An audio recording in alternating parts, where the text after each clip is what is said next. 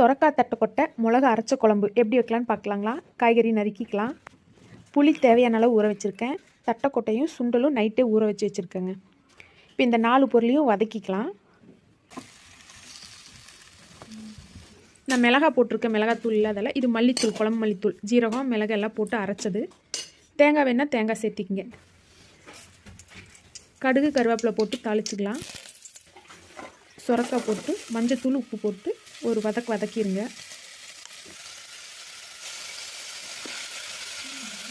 தட்டைக்கொட்டையும் சுண்டலும் அரை வேக்காடை வேக வச்சுருக்கேன். இதை சேர்த்துட்டு நல்லா கிளறி விடுங்க. உப்பு பிடிக்கணும்ல, அதுக்காக. அடுத்து புளிக்கரைசல் சேர்த்திருங்க.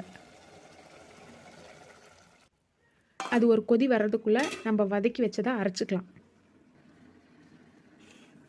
இப்போ அரைச்ச மசாலாவை உள்ளே சேர்த்துக்கலாம். மிக்ஸி அலசி தண்ணி ஊற்றிட்டு தேவையான தண்ணி ஊற்றிக்குங்க.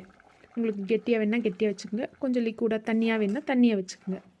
கலர் கம்மியாக இருக்குதுன்னு பார்க்காதீங்க, ஏன்னா நம்ம பாக்கெட் மசாலா எதுவும் கலக்கலை. இதாங்க ஒரிஜினல் கலரு, உடம்புக்கு இதாங்க நல்லது. கலருக்காக கண்ட மசாலாவையும் போட்டு செய்யாதீங்க. குழம்பு சூப்பராக டேஸ்ட்டாக வந்துருச்சு. இது மாதிரி வச்சு சாப்பிட்டு பாருங்கள். என் பசங்களுக்கு இது ஆல் டைம் ஃபேவரட்டுங்க. எல்லா காய்கறிகளும் இது சாப்பிட மாட்டேன் அது சாப்பிட மாட்டேன்னு சொல்லுவாங்க, ஆனால் இந்த குழம்பு வச்சா நல்லா விரும்பி சாப்பிடுவாங்க. எனக்கும் இது ஆல் டைம் ஃபேவரட் தாங்க. சூப்பராக ரெடி ஆயிடுச்சு. ஓகே, பாய்.